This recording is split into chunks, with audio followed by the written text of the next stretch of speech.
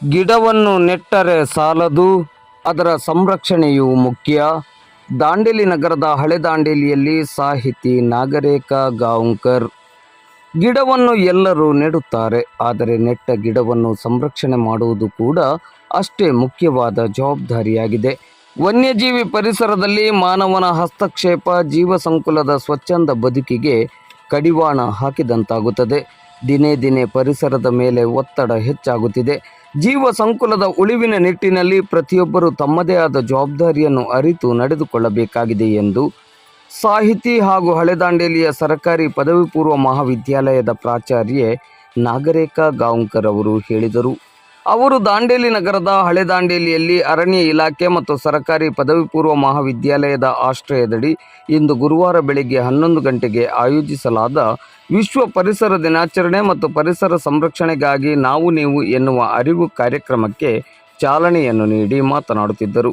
ಮುಖ್ಯ ಅತಿಥಿಗಳಾಗಿ ಭಾಗವಹಿಸಿ ಮಾತನಾಡಿದ ಉಪ ವಲಯಾರಣ್ಯಾಧಿಕಾರಿ ಸಂದೀಪ್ ನಾಯ್ಕ್ ಅವರು, ಅರಣ್ಯ ಇಲಾಖೆ ಪ್ರತಿ ವರ್ಷ ಅರಣ್ಯ ರಕ್ಷಣೆ ಹಾಗೂ ಅರಣ್ಯ ಬೆಳೆಸಲು ತನ್ನ ಶಕ್ತಿ ಮೀರಿ ಕೆಲಸವನ್ನು ಮಾಡುತ್ತಿದೆ.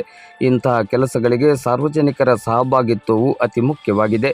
ಪರಿಸರ ಪ್ರಜ್ಞೆ ಬೆಳೆದಷ್ಟು ಪರಿಸರ ಸಂರಕ್ಷಣೆಯಲ್ಲಿ ಪ್ರತಿಯೊಬ್ಬರು ತಮ್ಮನ್ನು ತಾವು ಪ್ರಾಮಾಣಿಕವಾಗಿ ತೊಡಗಿಸಿಕೊಳ್ಳಬೇಕೆಂದು ಕರೆ ನೀಡಿದರು. ಉಪನ್ಯಾಸಕಿ ಪೂರ್ಣಿಮಾ ಬೆಳವಡಿಯವರು ಪ್ಲಾಸ್ಟಿಕ್ ಬಳಕೆಯಿಂದಾಗಿ ಪರಿಸರದ ಮೇಲಾಗುತ್ತಿರುವ ದುಷ್ಪರಿಣಾಮಗಳ ಕುರಿತು ವಿಶೇಷ ಉಪನ್ಯಾಸವನ್ನು ನೀಡಿದರು.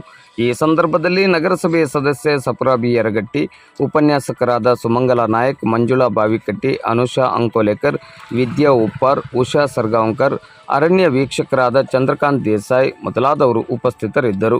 ಉಪನ್ಯಾಸಕ ಪ್ರವೀಣ್ ಕುಮಾರ್ ಸುಲಾಕೆ ಸ್ವಾಗತಿಸಿದರು. ವಿದ್ಯಾರ್ಥಿ ಇಸ್ನಾನ್ ನಿರೂಪಿಸಿ ವಂದಿಸಿದರು. ವಿಶ್ವ ಪರಿಸರ ದಿನಾಚರಣೆ ಜೂನ್ 5ರಂದು ನಾವು ವಿಶ್ವ ಪರಿಸರ ದಿನಾಚರಣೆ ಆಚರಣೆ ಮಾಡಬೇಕಾಗಿತ್ತು. ಇವತ್ತು ಮಾಡ್ತಾ ಇದ್ದೇವೆ. ಏನು ಚೇಂಜಸ್ ಏನಿದೆ, ಎರಡೂ ಒಂದೇ ಕಾರ್ಯಕ್ರಮ. ಮೇಡಮ್ ಅವರು ಹೇಳಿದಂಗೆ 1974ರಲ್ಲಿ ಅಮೇರಿಕಾದಲ್ಲಿ ಫಸ್ಟ್ ಇದೊಂದು ಆಚರಣೆ ಮಾಡಬೇಕಂತೇಳಿ ಅವರು ಸ್ಟಾರ್ಟ್ ಮಾಡಿದ್ರು. ಈಗ ಸಸಿಯನ್ನು ನೆಟ್ಟು ಈ ಸಮಾರಂಭಕ್ಕೊಂದು ಅರ್ಥವನ್ನು ಕಲ್ಪಿಸ್ಕೊಟ್ಟಿದ್ದೀವಿ. ಅದು